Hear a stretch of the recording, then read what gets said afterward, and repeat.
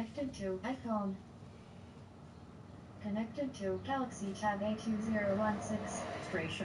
We're joined by one of the world's best-known dissidents, the linguist and activist Noam Chomsky, Institute Professor Emeritus at the Massachusetts Institute of Technology, where he taught for more than 50 years. He's the author of more book comes out today.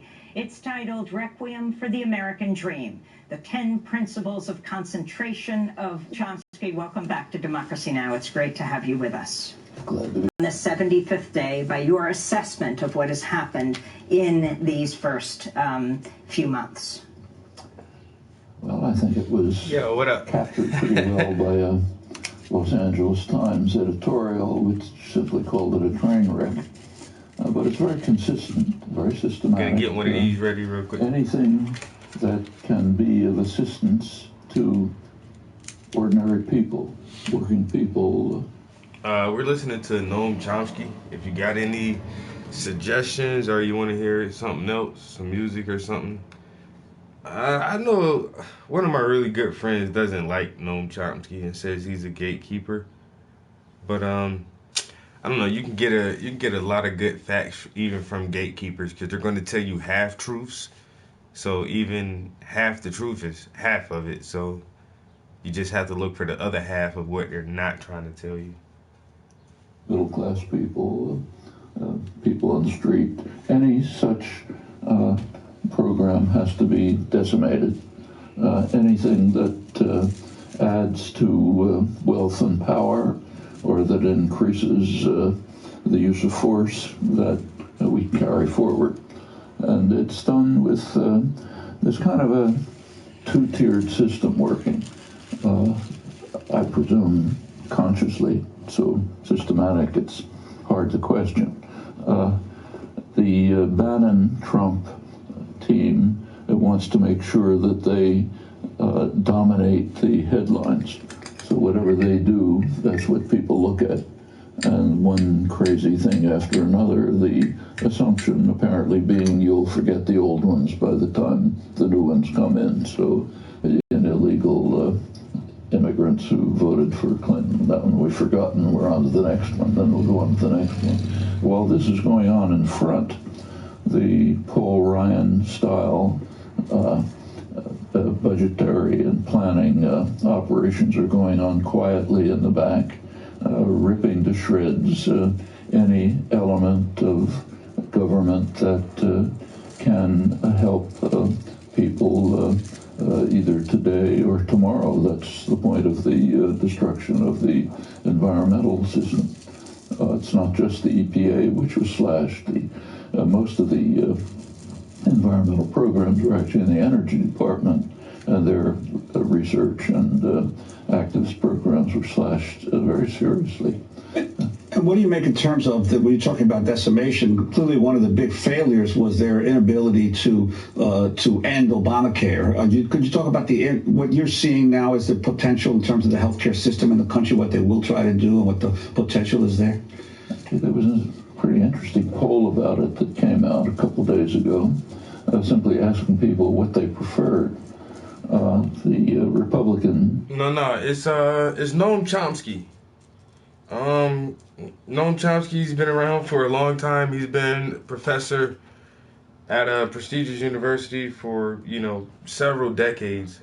And I've never read any of his books. Honestly, I haven't ever read any of Noam Chomsky's written literature, but I've listened to his lectures and seminars for several hours. He's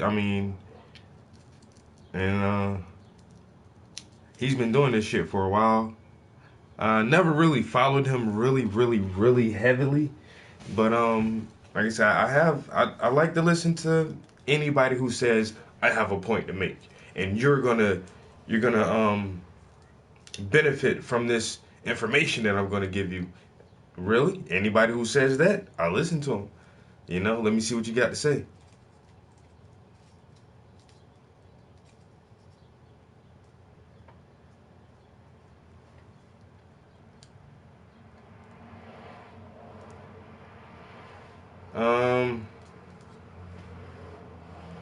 I don't necessarily know if he's a terrorist sympathizer, but he sees the flaws in American government, policy, banking, uh, everything.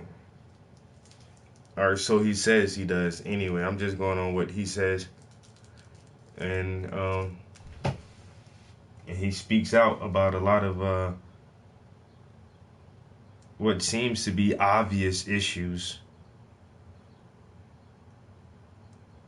Proposal was the lowest of the choices available. I think about 15% of the population were willing to accept it. And somewhat higher was the existing system, so-called Obamacare.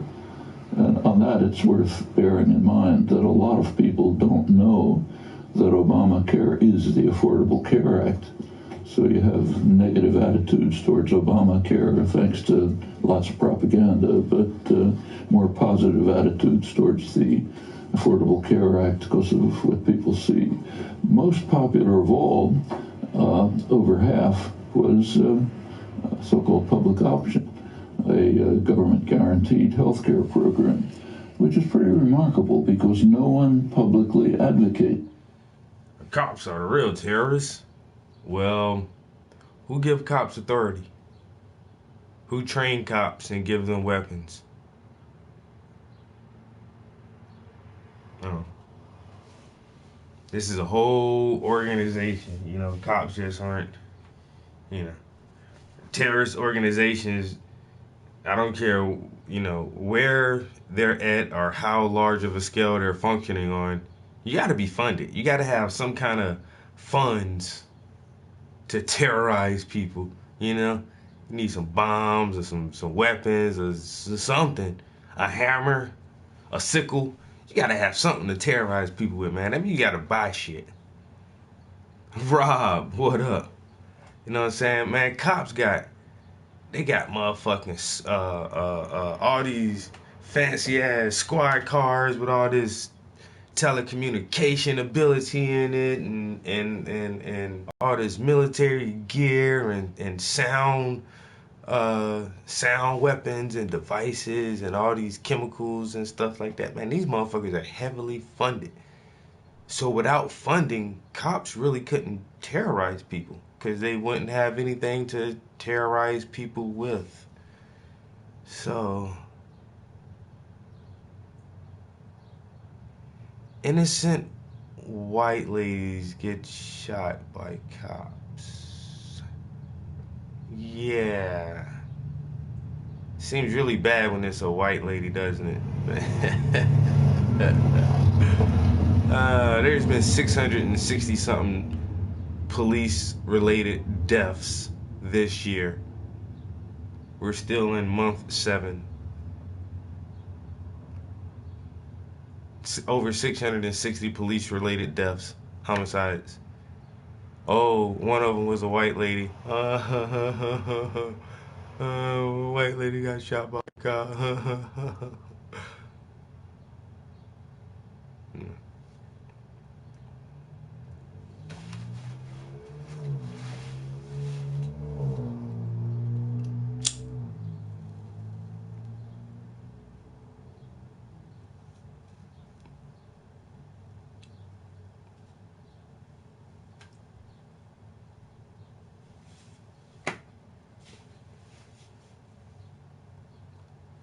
And this is America. Nobody don't get tortured in America. We use extreme interrogation tactics. That's all it is. You know, extreme interrogation tactics. We need answers. We got to get answers out of the suspects. It's not torture.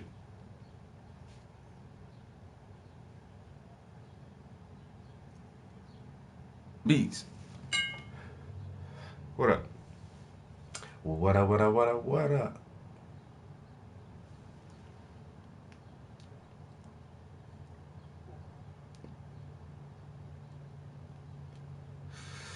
Oh, man. I got work tomorrow. Damn. Yo, my 4 days go by so fast, yo. I swear. Just. I wish I had more time off work.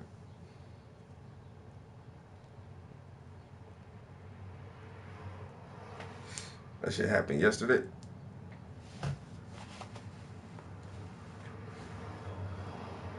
It's fucked up.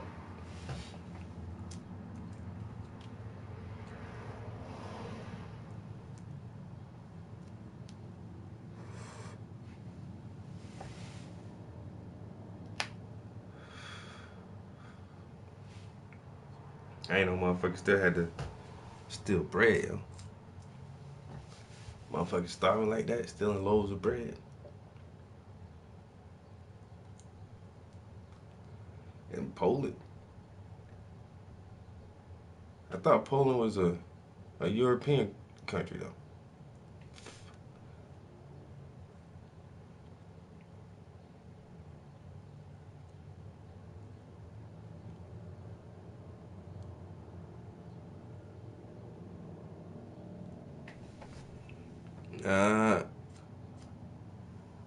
It's impossible.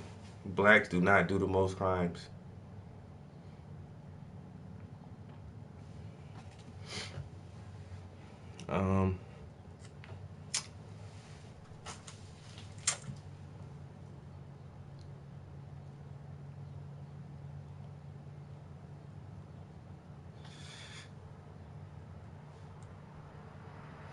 I get so tired of this debate about who commits the most crimes, man.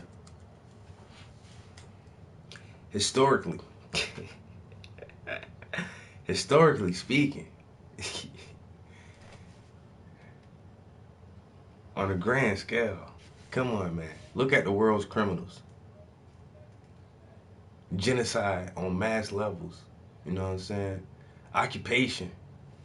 War. You know? Ain't no group of black scientists ever took a group of white men and pumped their ass up with fucking syphilis just to see what's gonna happen. But we commit more crimes. Black people commit more crimes.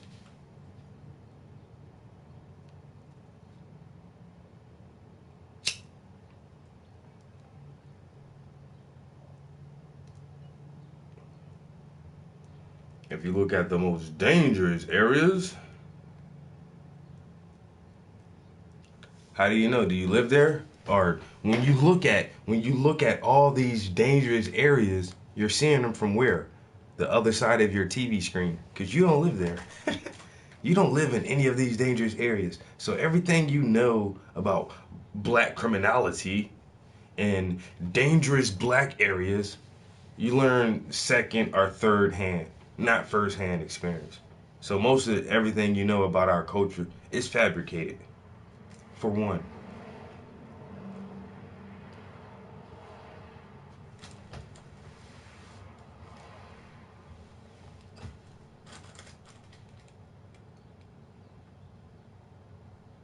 Let's see.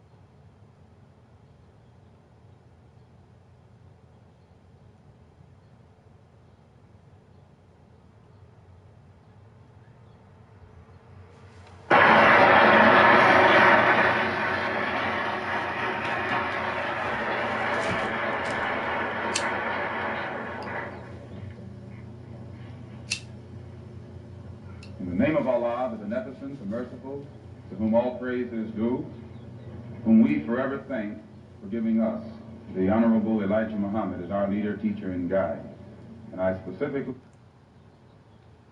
I research, I analyze the numbers, and conclude, research who and analyze the numbers produced by who. So what you're telling me is that you can watch this video, right? This is a classic example. And once I even describe the social experiment, you will already know the outcome. Because we live in an unjust society where blacks are more harshly incriminated than whites. So here is the social experiment. And you can look it up if you want to, but you already know the outcome. It is called white man versus black man carrying AR-15 down the street.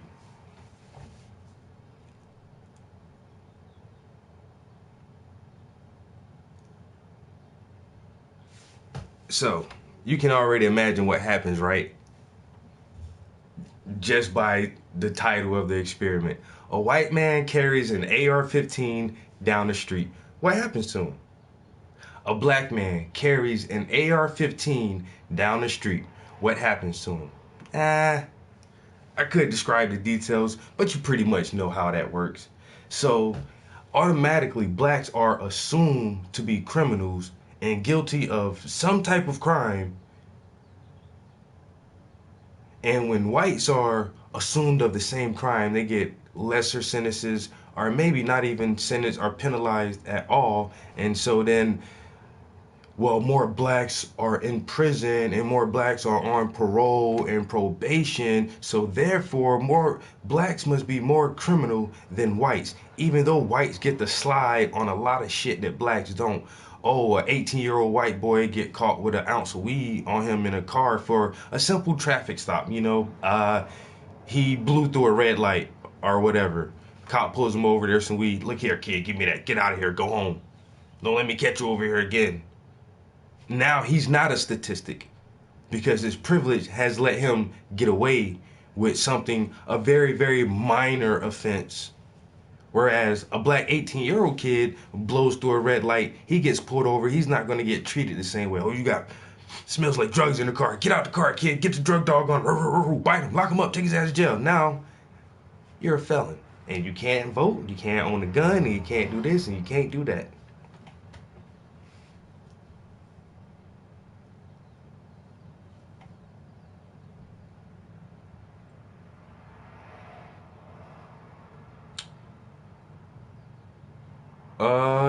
I don't even have to look up mass shootings and count which ones are black. If you, once again, historically, mass shootings are committed by white males ages 15 to 30. Normally is who commits mass shootings. Or do we have to bring up the Charleston, South Carolina church, the Batman movie theater, Sandy Hook? I can go all back to when I was in high school with Columbine and the Virginia Tech shooting and all these mass shootings are rarely, seldom, hardly if ever committed by non-whites.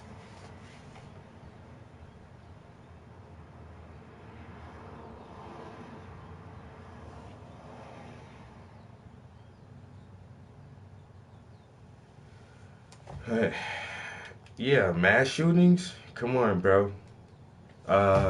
Mass shootings, arson, incest, rape, and bestiality.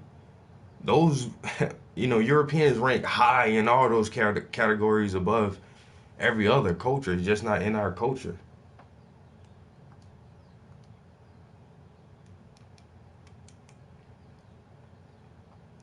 Particularly, ladies and gentlemen, and brothers and sisters, much faith. I don't have that much time. Is bring those digits together.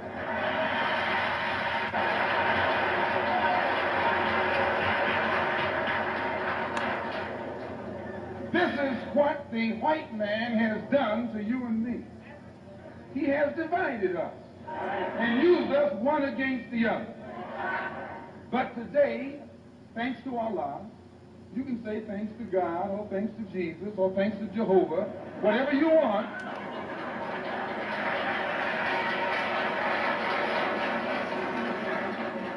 But as a follower of the Honorable Elijah Muhammad, we have been taught to say thanks to Allah.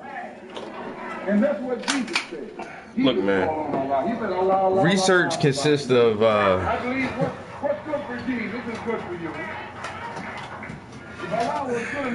Research consists of reading, not watching a bunch of YouTube videos.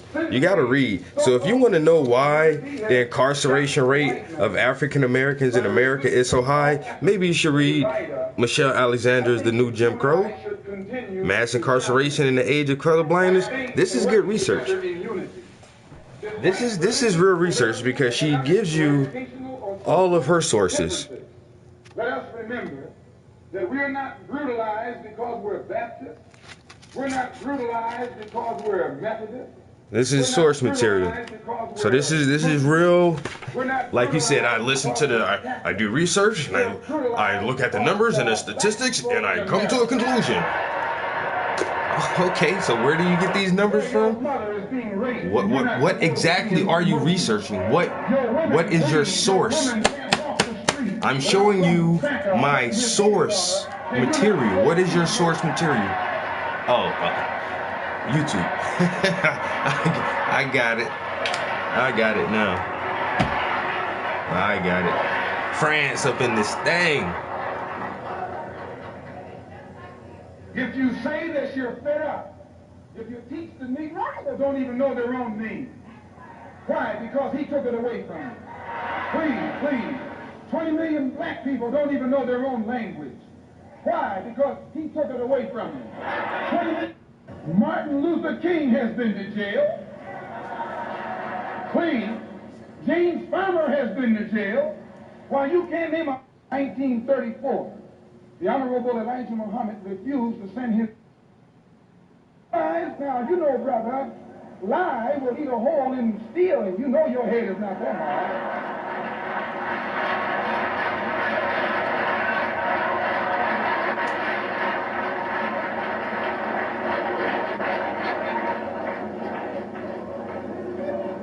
Who taught you?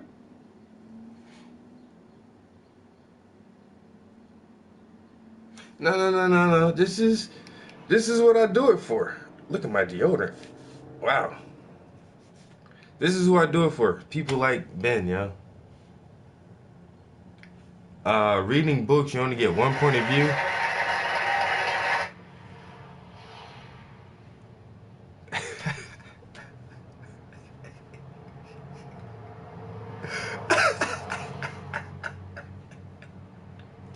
Wait.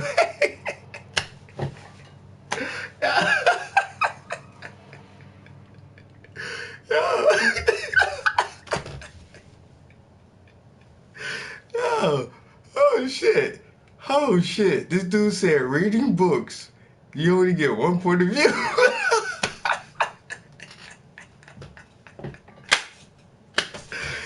Oh damn.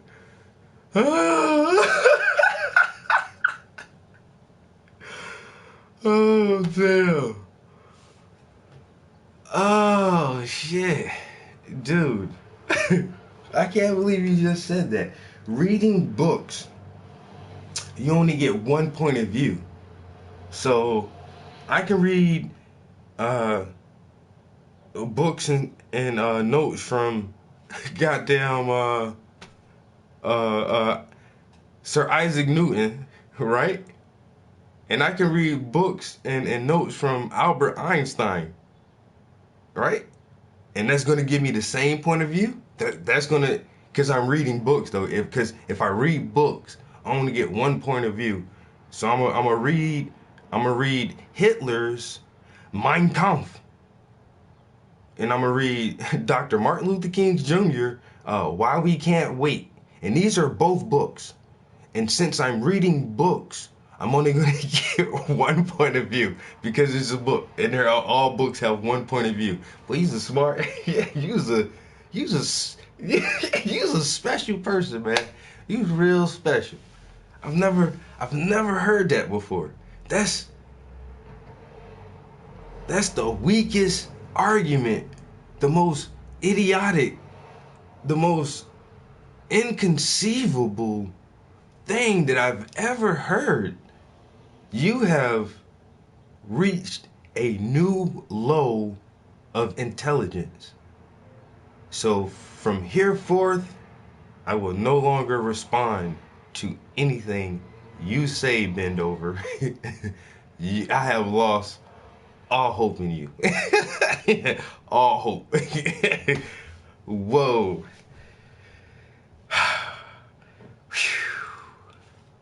That was crazy. This dude said if you read books, you only get one point of view. God damn.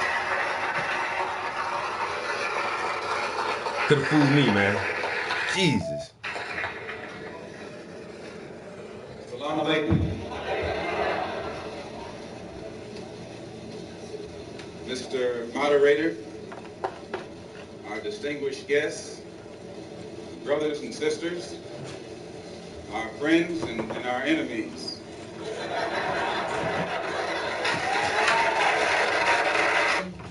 When you live in a poor neighborhood, you're living in an area where you have to have poor schools. When you have poor schools, you have poor teachers. When you have poor teachers, you get a poor education. And when you get a poor education, you are destined to be a poor man and a poor woman the rest of your life. Poor education, you can only work on a poor-paying job. And that poor-paying job enables you to live again in a poor neighborhood. So it's a very vicious cycle. And usually these bad housing conditions result from the fact, as Mr. Gray has pointed out, of absentee landlords, people who are rich and live downtown and let you and I live up here in the shack. Actually, it's a form of 20th century slavery. And what you and I have to let the man know is we are peaceful people. We are loving people. We love everybody who loves us. But we don't love anybody who doesn't love us.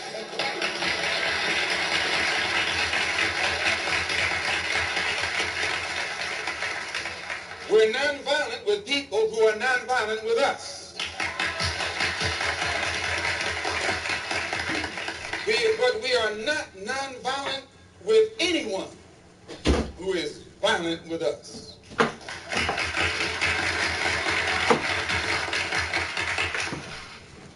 And now that I have the independence of action, it's my intention to work with everybody or against everybody, whatever the case may be, to try and get some kind of immediate solution to the problems that are confronting our people. I still believe the best thing for us to do is go back home to Africa.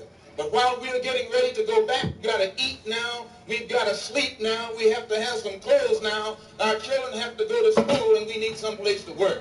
So whatever kind of action program can be devised to get us the things that are ours by right, then I'm for that kind of action no matter what the action is.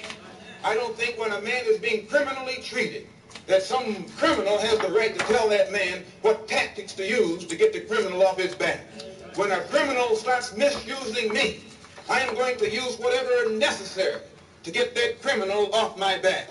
And the injustice that has been inflicted upon Negroes in this country by Uncle Sam is criminal. Don't blame a cracker in Georgia for your injustices. The government is responsible for the injustices. The government can bring these injustices to home. If you say that you're fed up, if you teach the Negroes that don't even know their own name. Why? Because he took it away from them. Please. 20 million black people don't even know their own language. Why? Because he took it away from them. 20 million black people who don't even know the history of their ancestors. Why? Because he took it away from them. And if you try and tell them how thoroughly and completely they've been robbed, he says you're teaching hate. You're teaching hate. You're listening to somebody tell you the truth. That sounds like hate. Today you're coming out of college. You're coming out of the leading universities. You're trying to go in a good direction, but you don't know which direction to go in. And if somebody tries to take you right to the root of your problem, they say that that man's a hate teacher. If I ask why should the senators in Washington, and then again if we tell you that Negroes are being hung on the tree or being shot down illegally, unjustly, and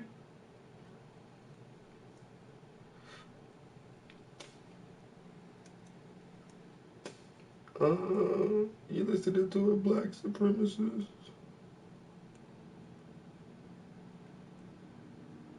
Damn, it's showing me my own video live. That's crazy.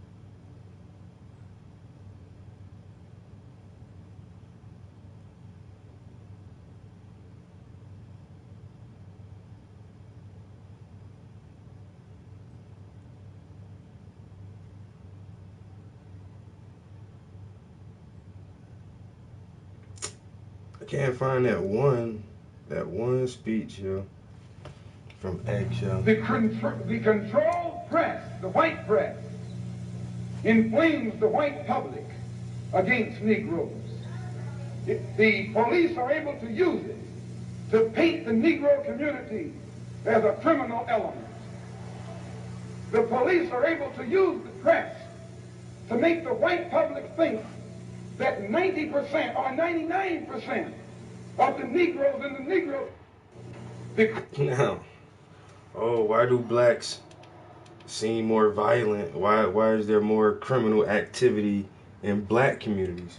Why are blacks always committing all the crimes and going to jail so much? If it wasn't true, it's in the statistics, right? That's what the numbers say. Hey, this is in the 60s, man. This man was talking about this in the 60s. And everybody was talking about it before him. W.E.B. Du Bois and Garvey and everybody already understood the system. And then after Malcolm X did it, the Panthers tried to talk about the system. And Black Lives Matter is still talking about the system.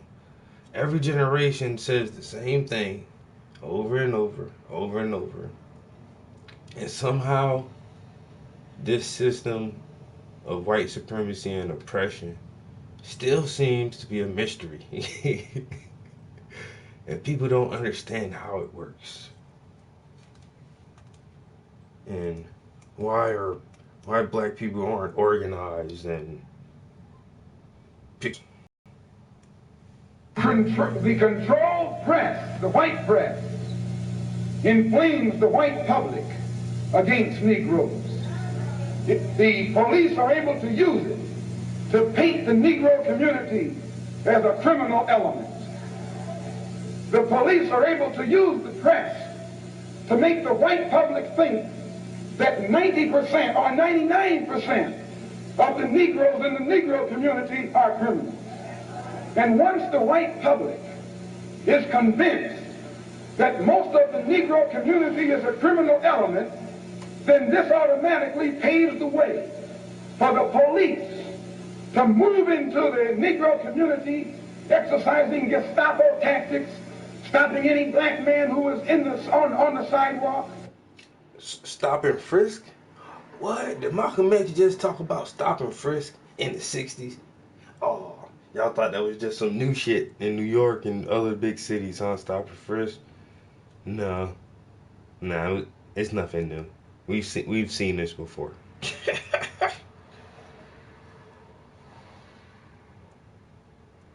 Whether he is guilty or whether he is innocent, whether he is well dressed or whether he is poorly dressed, whether he is educated or whether he is dumb, whether he's a Christian or whether he's a Muslim, as long as he is black and a member of the Negro community, the white public thinks that the white policeman is justified in going in there and trampling on that man's civil rights and on that man's human rights.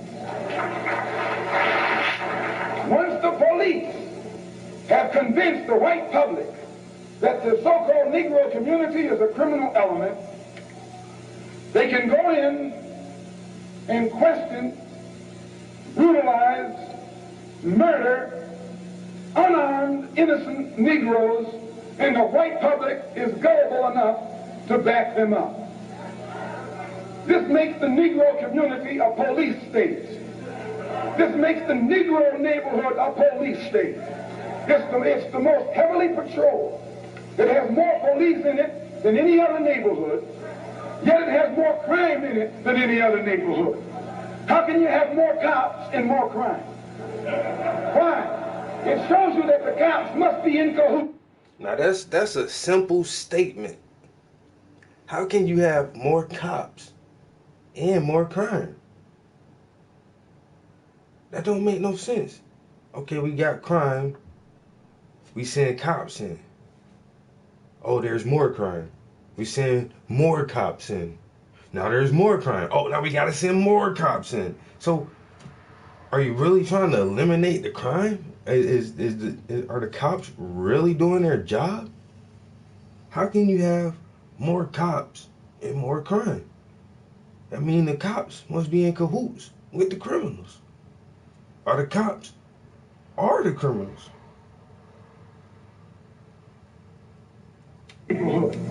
How can you have more cops and more crime? Why?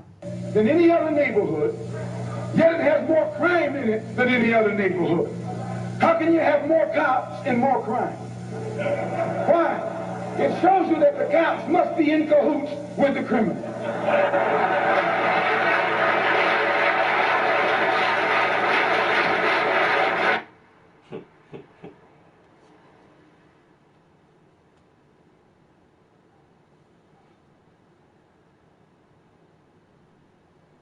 I remember the first time I heard that shit. How can you have more cops and more crime?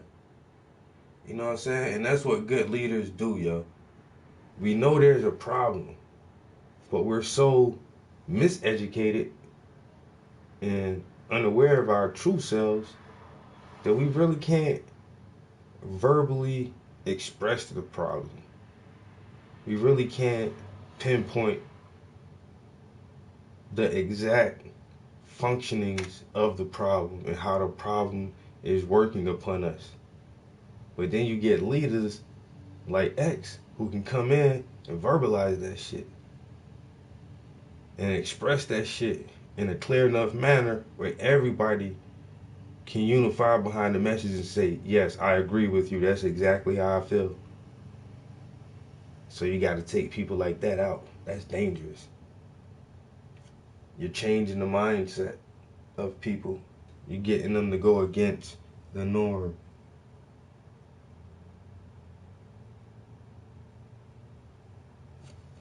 You're taking them out their mental prison. We got to keep them mentally encaged, mentally enslaved. But and determining how we can escape it. For once we escape this state of mind that has been imposed upon us by political and other means, we then will begin. Thank you very kindly. It's indeed a pleasure to return here again to share these moments and time with you. And of course to apologize for not being able to make it last year. But unfortunately it sort of burnt myself out a bit, particularly in terms of my speaking voice, so I had to sort of take a rest for a while. And so it's good to sort of kick off my return out here to the lecture circuit speaking with you today. I was told that my topic would be the psychology of African liberation, and I won't pretend to speak to that very fully, but certainly I will try to make a contribution. And I think the title is apt in that it's very important that we get to the psychology and what we call the metaphysics of liberation before sometimes we get into the real activities of liberation. In other words... Did you call me?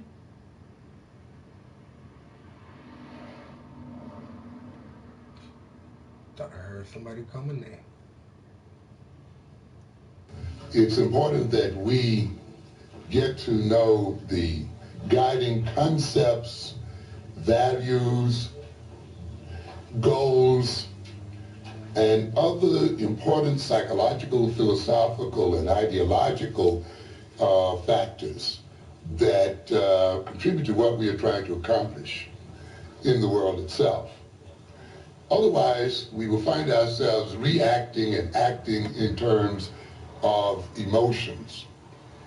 We will find ourselves engaged in rebellion and reform instead of revolution, which is what we need to engage in most of all.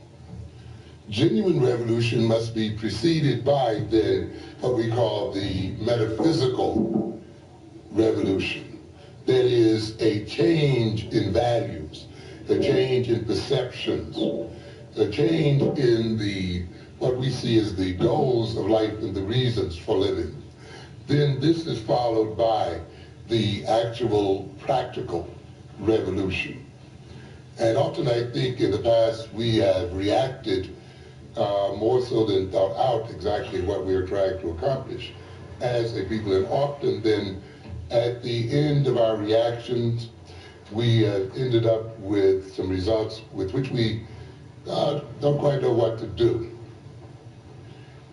I think a part of this psychology of liberation must, of course, involve what I would call a bit of self-knowledge, a bit of getting to know who we are and what we are and why we are. It involves us looking very deeply into ourselves and looking ourselves in the eyes and talking truth to ourselves, regardless as to whether that truth is painful or not. We must face the fact that we as a people, and I'll put it this way, let me put it this way, I often say it this way and I'll say it again. In order for us to be in the position we're in as people, we have to be crazy. We have to be out of our minds. We have to be in a state of deception and off our centers. It is not possible for the European, who is about 10% of the world's population, to rule over the other 90% of the world's population unless that 90% is crazy and out of its mind. It is not possible for the European who inhabits lands that are not wealthy in their natural resources, and yet to be seen as the world's wealthiest people, and our peoples who inhabit the lands with abundant natural resources to be seen as the world's poorest people. For us to be in that position unless we are out of our minds as people. In other words, then, being crazy and being out of our minds, being, what you want to call it, is a political necessity for the European system to survive. It could not survive otherwise. And we must recognize that as the foundation of our situation, the necessity of the European to keep us out, maladjusted as a people. Therefore, the liberation of African man and the liberation of the world in general essentially involves the liberation from this state of craziness that we've been put into, and recognizing it and determining how we can escape it. For once we escape this state of mind that has been imposed upon us by political and other means, we then will begin to achieve what I call our liberation. to use as a base for what I'm going to talk about here tonight a section of the textbook I use in my course called General Psychology, an introduction to general psychology. I introduce my course often by telling my students that the book that you are going to use for this course, of course, has not been designed for you. It's not designed with you in mind. And it's not designed then to liberate you. Of course, as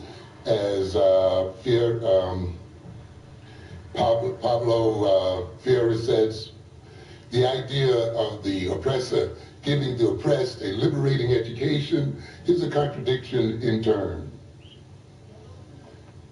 However, I use the book to a good extent, first of all, because there is not a good third world psychology available. And that is a project I hope some of us will undertake when a general psychology book is written for our peoples. But I use this general psychology to demonstrate, though, to my students, how with the right interpretation that that book can reveal in many, many ways the means by which we are held in bondage as a people. And to illustrate the arrogance of our oppressors, in that in a way they can put right before our faces the very means by which people are manipulated and the very means by which people are held into bondage, and yet expect us not to be able to see it. It shows you then what great deal of confidence they have in their handiwork. That is, they have the confidence that they have so trained our minds that they can literally then put the secrets of how people are manipulated and how people are created and structured, and yet we will not see it. And to a great extent, that has been true.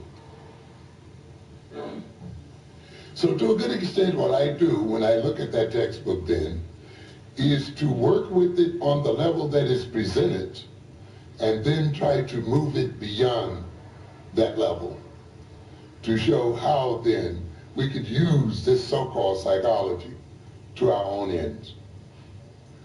One of the sections of the textbook that interests me a great deal is the section that tries to differentiate the so-called normal individual from the abnormal individual, the so-called adjusted individual from the maladjusted individual.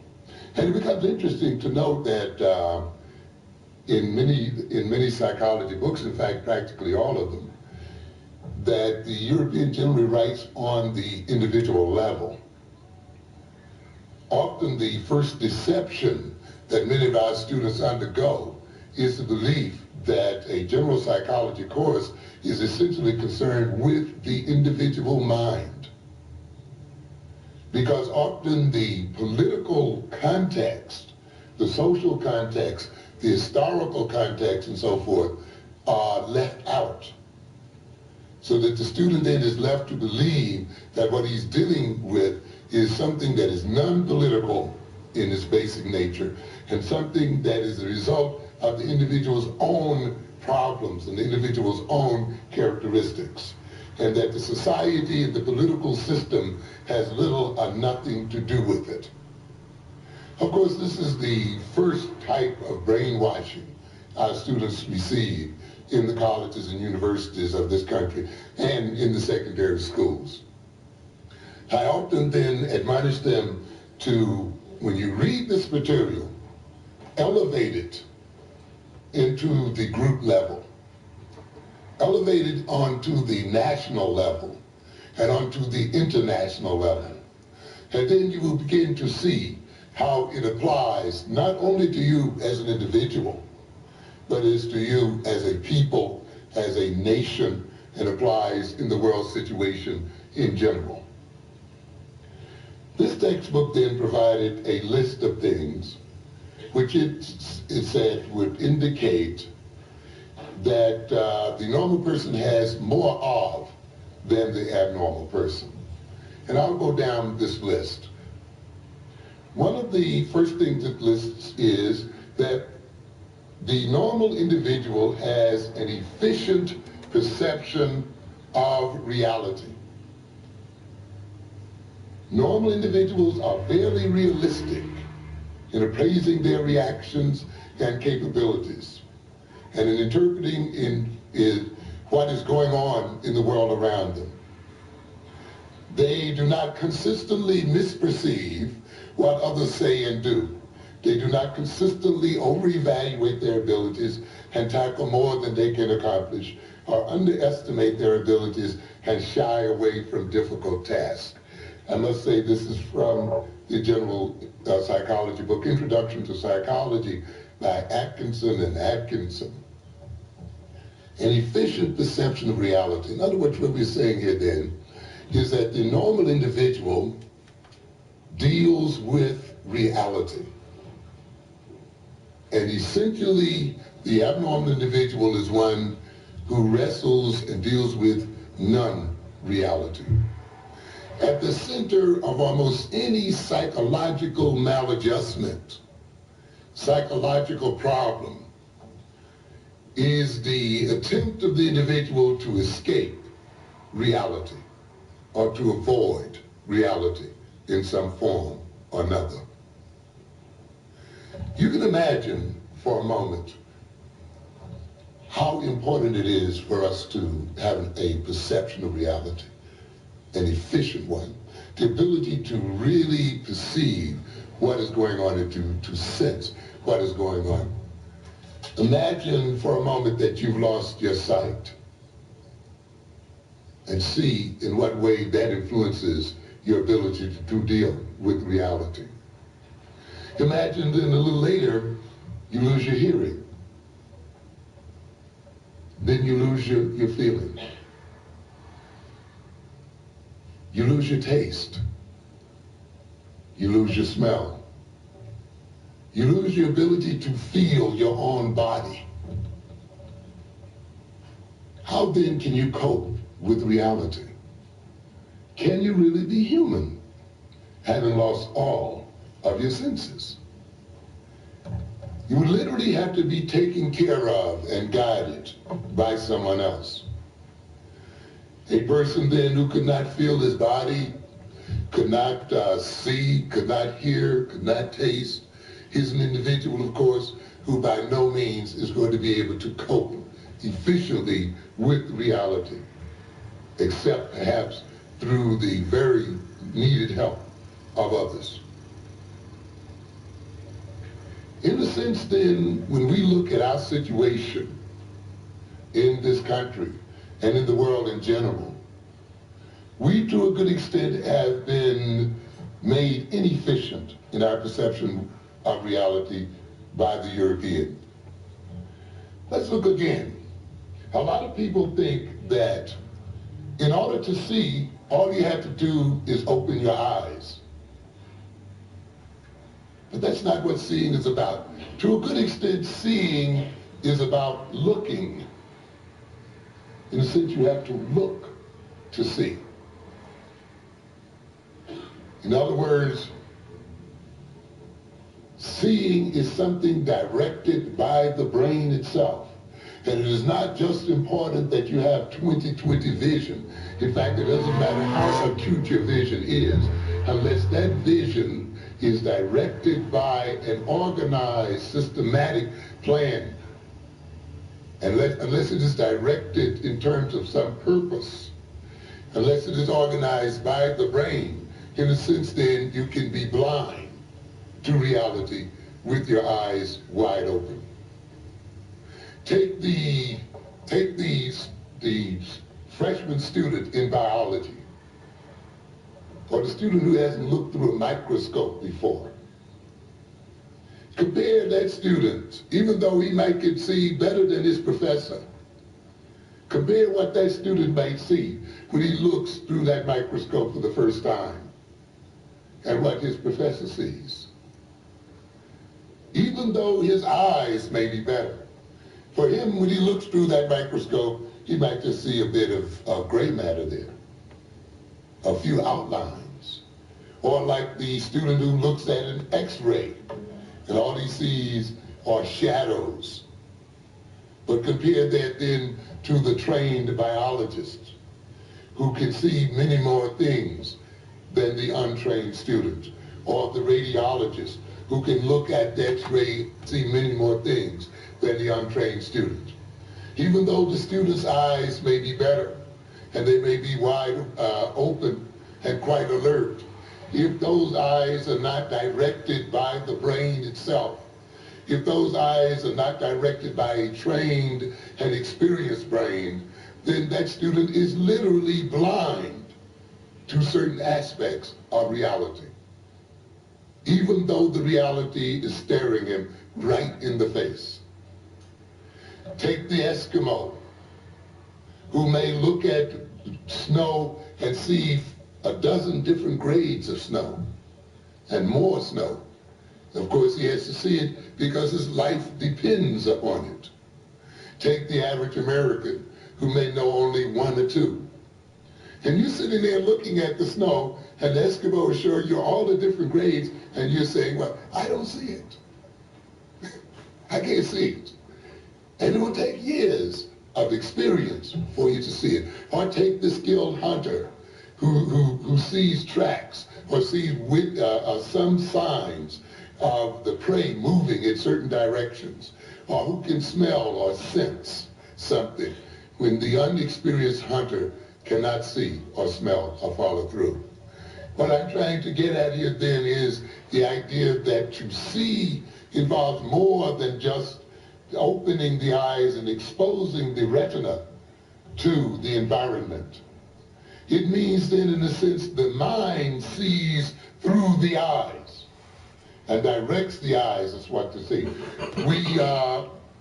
In hypnosis, we deal with something that we call sometimes negative hallucinations.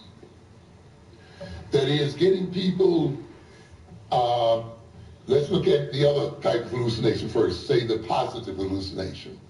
The positive hallucination, of course, is getting people to see what is actually not there. To see things that are actually not present in reality. And of course, some of you probably have seen those kinds of hypnotic tricks, where you tell the hypnotic patient or the client that he has a rabbit in his lap, and of course there's nothing there, and he then proceeds to pet it and play with it, even though it's not there. This is what we call a positive hallucination. You can also produce a negative hallucination. You can tell the hypnotized subject that an object which is right before his face is not there. And he will see everything except that particular object that you've directed him not to see. You see this sometimes in certain forms of schizophrenia, for instance. The schizophrenic, some types of schizophrenics can look and see everything on this podium here, except perhaps this tape, even though it's right there before their eyes. Sometimes it's fascinating when you look at people who are so-called mentally disturbed, particularly the schizophrenic, because you can see the enormous powers of the human mind. And in this instance then, you have a mind that for some reason or other is instructing that patient not to see a particular object right before his face. And yet he's seeing all of the other objects around it very, very clearly. So what we're trying to talk about here then is that if your mind and your brain is inefficiently programmed, then that inefficient program will misdirect your eyes, will misdirect your senses, will create for you then a reality that is, in a sense, unreal. It will mean then, since you are missing reality and missing parts of that reality, you cannot efficiently cope with it. To a good extent then, when we look at the history of the African man in relationship to the European, we see a man whose reality has been created for him, whose mind and brain has been created in such a way that even the most obvious things in reality are overlooked and not seen. And this is often done through what we call this so-called education. Remember, I alluded to the idea of trained eyes, experienced eyes, which means that an individual's mind has been created so that the eyes can find what that individual is looking for. What makes you think then that the European who trains your mind is going to train your mind to see reality in such a way that it will overthrow his dominance over you as a people? How do you expect to see reality from a people who write your history in such a way that you don't even see yourself there? So when you look at history, you're not there. You look at American history, you're not there. You look at world history, you're not there. You look at anthropology, you're not there. And if you are there, you're there as a primitive, Stone Age kind of people, never having written anything or contributed anything. You look at economics, and you're not there except perhaps as a commodity in and of itself. You look at mathematics, and you're not there. You look at every discipline, and you do not see yourself. What kind of reality then can we be looking at as a people when our minds have been trained in such a way that we have literally negative hallucinations as well as positive hallucinations? It's amazing then that when we look at these disciplines, that blue dream sour diesel, god damn. So many of us call this kind of education in these disciplines a good She got that education. look, man, like she's an awesome model, yo. Some amazing kind of things. You had a people who have hung you, lynched you, degraded you, enslaved you, killed Indians, colonized people all over the world, killed millions and millions and millions of people, exploited people, destroyed people, polluted the earth, have done such a job on the earth until you begin to wonder if they come from the same planet. You begin to wonder if these people are not a type of infection, a virus whose purpose it is to destroy the health of the world itself. And as we see them now beginning to destroy the earth and now getting ready to move their destructive natures into the cosmos itself, they've already made it to the moon and are now preparing to infect the whole of the universe. How can you then, as a people, assume that the people who've done all of these kinds of things to us as a people can give us a vision of reality? How can we accept their description of reality as the one with which we are going to guide our own behavior? How can we believe a people whose very lives depends upon our continuing domination? And yet there are those among us who seem to want to believe this, who seem to want to push their children under the instructorship of these people, who seem to want their people to resemble these people in some fashion, who have the nerve to see these people as representing some kind of civilization.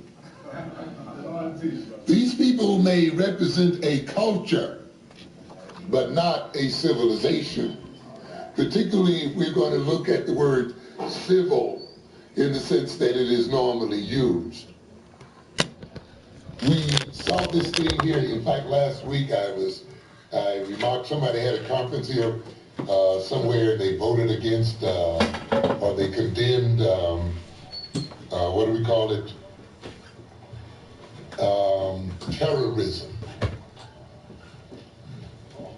In fact, I saw Reagan, someone proposed that the meeting between Reagan and Gorbachev would involve a discussion of terrorism.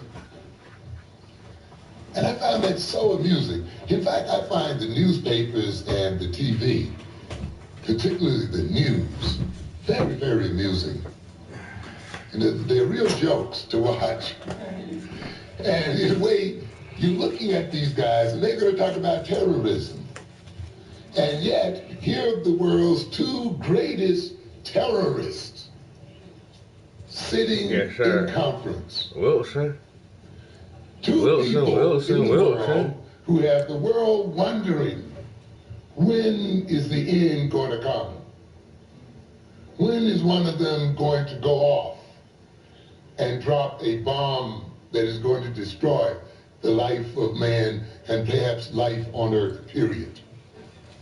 The very fact that they are seen as powerful people, the very fact that the world sat in intense attention when they met, is symbolic of the fact that they are holding the world in a state of terror. And that we are frightened that they may, for some reason or other, let loose the great power that they have under their hands. And yet they have nerve enough to talk about terrorism as if it belongs to another people. And yet these are the people many of us want to claim that we want our children to be just like. That's that classic right there, boy. I still play that shit. These are the people yeah, I ain't gonna lie. I still play Battlefield 4.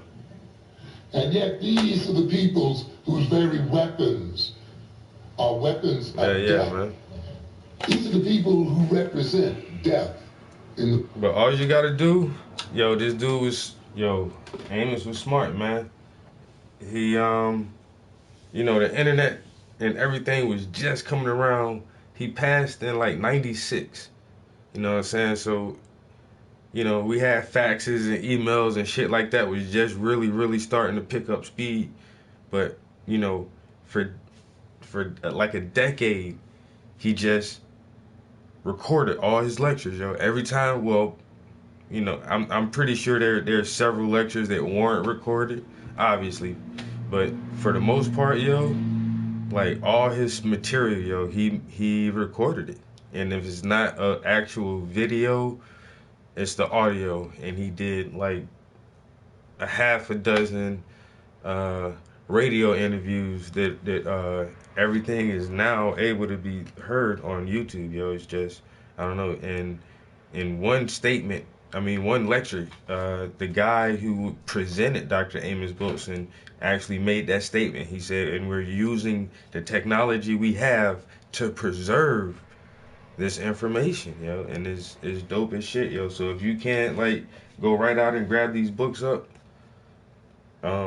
just listen to his lectures, yo. And these two right here are actually transcripts.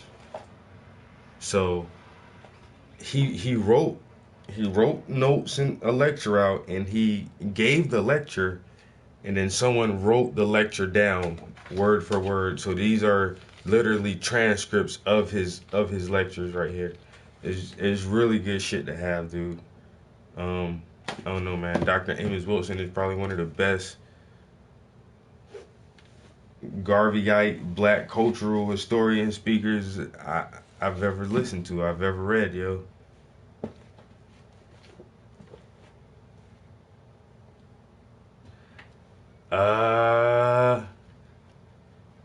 right, that's up to you. What time is it? Because I got work in the morning. Let's see. Oh, it's almost 9 o'clock. All right, let me paint for like, damn. I really just wanted to try to work on her skin tones. I really didn't want to get into the white. I want to play with her ear a little bit, see if I can get some more paint on her ear. Paint till 9 o'clock. You decide Battlefield 1 or 4, yo. And at 9 o'clock, I'll shit, I only got 10 minutes. I'll end the stream in like 10 minutes. And then goddamn, shit, we can get on the game for a little minute. Cause I still got a half a doobie. And I got some cold beers in the motherfucking fridge. Nah. Nah. The rent's too goddamn high. You hear that?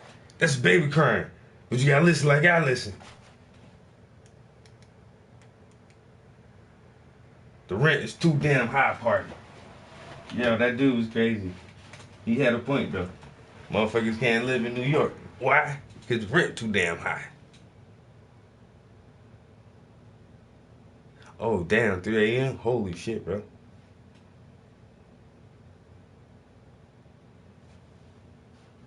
The world. One of the things I recognized when I went through the graduate schools, and that struck me again and again and again, and that was this idea that these people are dead. They're not alive. And dead people are deadly. What kind of civilization can it be when the more civilized you become, the more deadly you become? How can you justify that as civilization?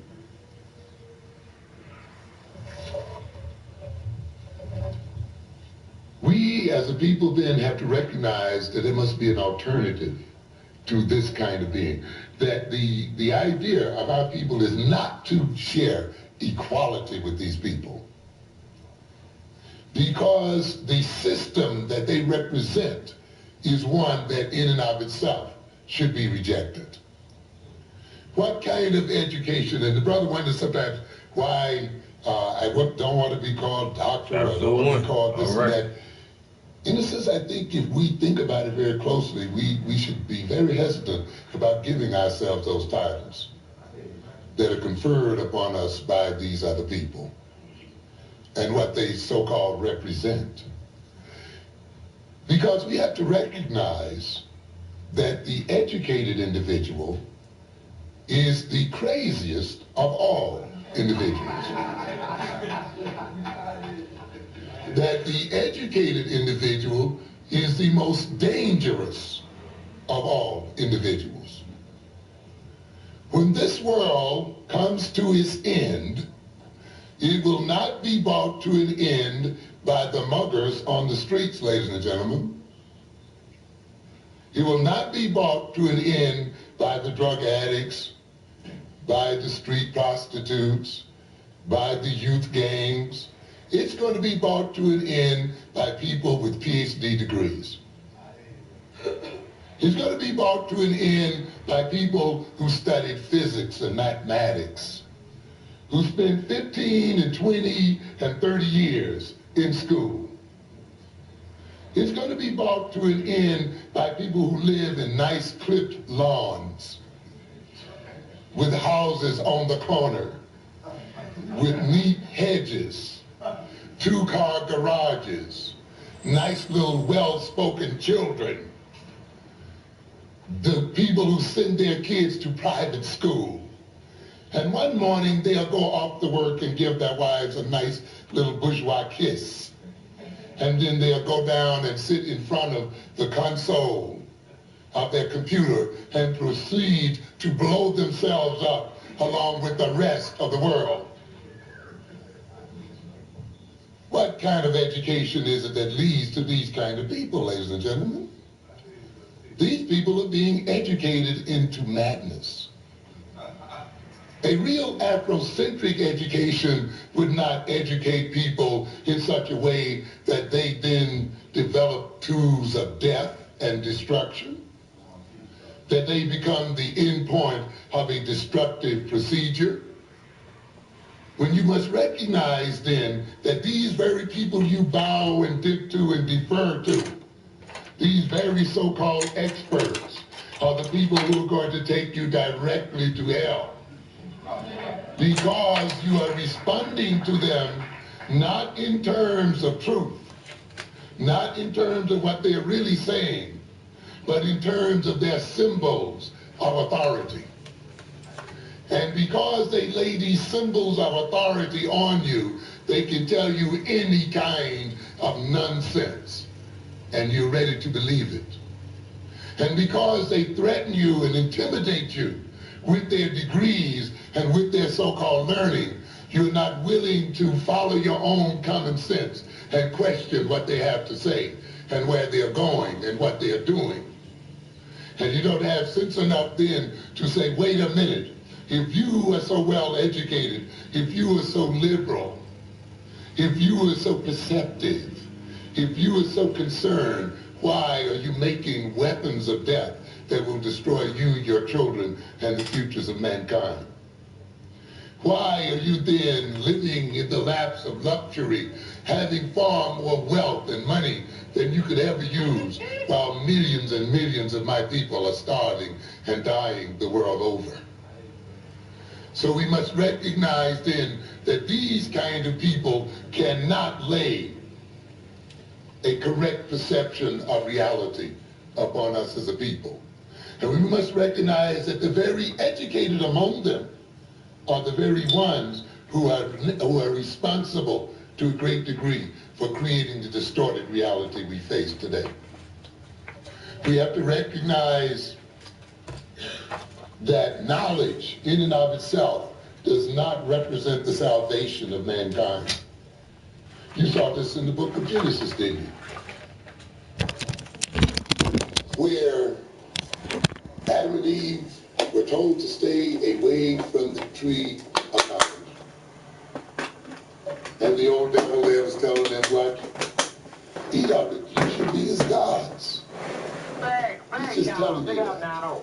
If you get a hold of this fruit, you'll know good and evil, and you'll see right and wrong. You can see just as good as God sees, and in a sense, you will become God yourself.